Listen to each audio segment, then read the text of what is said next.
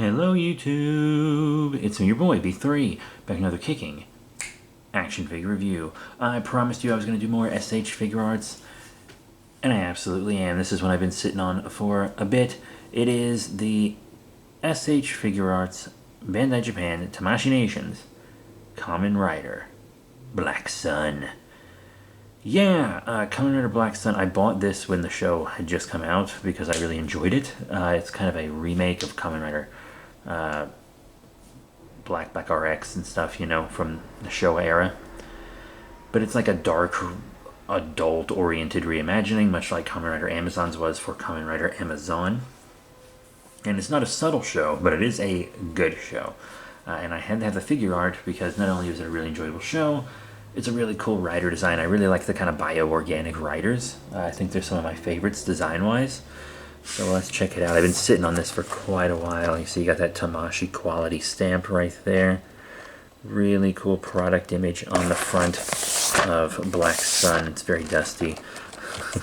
There he is with his big old cricket sword thing. It's a locust, actually. Pretty cool. You got a little window on the back where you can see his sad little face and also my camera lens. And there he is on the side, ready to fight. Pretty cool. So let's bust him out of package. And here he is out of package. Kamen Rider Black Sun. Yeah, he's pretty cool. Comes with a lot of accessories. He has some articulation hindering that I'm not too keen on, but he is very cool. His look is definitely really nice. As you would expect from every Tamashii Nations line that's articulated, except for Monster Arts. He actually has pretty incredible articulation. Ow, it just stabbed me! Ow! Why'd you do that to me, bud? You've harmed me! He's got a nice up and down, like you can look down pretty far.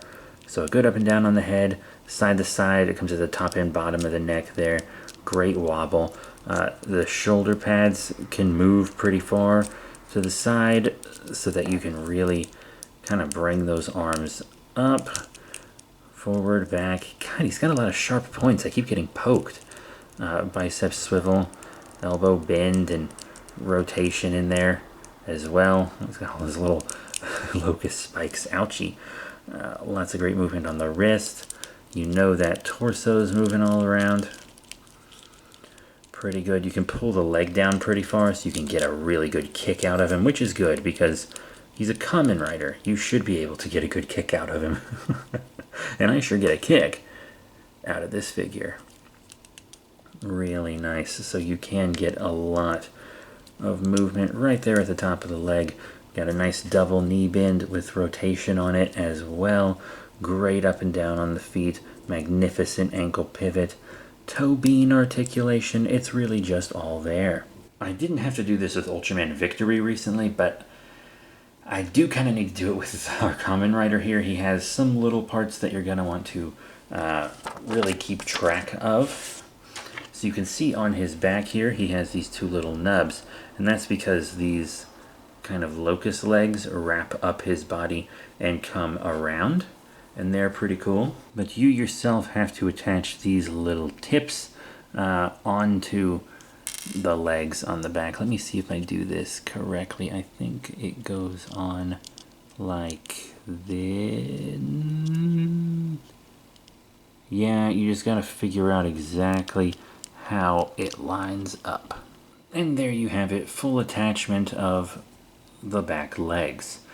Now you might be wondering, why? Why don't these just come attached? Well, that's a very interesting question. It's because of the nature of his swords. He's a bio rider, so his weapons come from his body, and if he rips off one of these legs and straightens it out, it becomes a sword. Actually, in the show, if I remember correctly, when he transforms, he immediately rips one off. So he only is in this form for like a second or two. Rips it off, and then it doesn't grow back when he retransforms. It stays off the whole show, so he only gets 2 uses of his sword, which is actually pretty interesting if you think about it. See, what you can do is pop that off and then pop off one of his Tibble Biglies like so, and then you can pop on the breastplate without the leg, and you can do that to both sides. So he's legless. See? So now you have him after he's ripped his leg off. You see, he even has like an open kind of wound here almost, which is a very nice little detail that you can swap it all out and whatnot. He also has these two relaxed hands. I'm so used to Figuarts coming with fist hands attached, but he is working with two relaxed hands here. You can also go with two clawing hands. I might actually display him with one of these. There are also two kind of creepy reaching hands, which I'm a big fan of. Two holding hands for the sword, and two fist hands for a classic rider punch. Now here's the sword. As you can see, it has all his little leg barbs on it. It's actually very well painted and everything. It's not just a straight black sword. It's got a lot of wash and stuff going on. The thing about this sword is, because of those barbs, he can't hold it. So you have this screen-accurate sword that he can't hold, but you can pop the blade off and pop it into a different hilt that doesn't have the barbs on it, so he can hold it. And even though I didn't show it to you, he does have a tibby for the other side if you want him exhausted of swords. And now I think it's about time we move on to, you guessed it, size comparisons. Here he is with another SH Figuarts Kamen Rider. It is the Tamashii Nation's SH Figuarts Bandai Japan Kamen Rider Amazon Alpha from Kamen Rider Amazons, aka Masked Rider, or no, it's called Amazon Riders, I think. Yeah, Amazon Riders is what it's called on, you know, English Amazon. But yeah, Kamen Rider Amazons is what it is. And I think they scale pretty great together. You know, they are both kind of like the dark, gritty reboot versions. And yeah, I think they look pretty cool together. Pretty cool. So now let's show him with some different Kamen Rider lines. They used to do a lot of gimmicky Kamen Rider lines for like each kid's show. One of those lines was for Kamen Rider Wizard, the Wizard Action Please line, where we had Kamen Rider Wizard in his flame state here. And you know, I actually think that works pretty well. This line, even though now they don't really have these lines in this scale anymore, for the most part, scale pretty well with Figuarts. So if you can't afford a figure art for every rider, you at least had this line for a while. Now, it's the Rider Kicks figure line that we get kind of all the little kids action figures with. At least the ones that are a bit heavier articulated. Like this Rider Kicks figure, Kamen Rider Zeo, who, as you can see, is like a kid almost compared to Kamen Rider Black Sun here. It's just not working out. Sorry, bud, you're not big enough. Anyway, how about an even smaller line? Yeah, you've heard of SIC, right? A lot of SIC figures are actually pretty big, but not all of them. Here is the SIC 3 3/4 inch Kamen Rider Hibiki. I never show this guy off anymore, so I wanted to get him in this video. He's a little loose these days. Please stand. It doesn't really matter. He's like a kid. Yeah, so that's not gonna work. You're gonna want a figure art Hibiki probably. Oh well, yoink. Who's up next? Oh, well, of course we have the Movie Monster series. A lot of Shin Kamen Rider figures were released in the Movie Monster series, and so were some Kamen Rider Black Sun figures, but I don't have any of the Black Sun figures from that line, but I do have the Bandai Japan Movie Monster series Kamen Rider Zero from Shin Kamen Rider, who does seem a little too big, unfortunately. Luckily, there are Kamen Rider Black Sun figures in the Movie Monster series that will scale better with him. Yoink. And last but not least, for our Kamen Riders, we have the Rider Hero series. This is the kind of Bandai soft vinyl line, the real generic kids line, with a Kamen Rider Zeo Forze armor. And dear lord, yeah, that's not gonna work. He's a lot bulkier than a regular rider because he is heavily armored, but this will go well with that Movie Monster series you just saw, but not with this guy. So some of the older gimmicky figures, as well as SH Figuarts, will scale well with him, but not much else, it seems. But there are many other Toku heroes out there that you might want to see him with, like the Marvel Legends Japanese Spider-Man, Spider-Man, Toei Spider-Man, Toku Spider-Man, whatever you want to call him. He's also a little too tall. There is a figure art for him, but it is pricey, I believe, at this point. I missed out on it, unfortunately. But luckily I was able to get this guy right when he came out, so that's cool.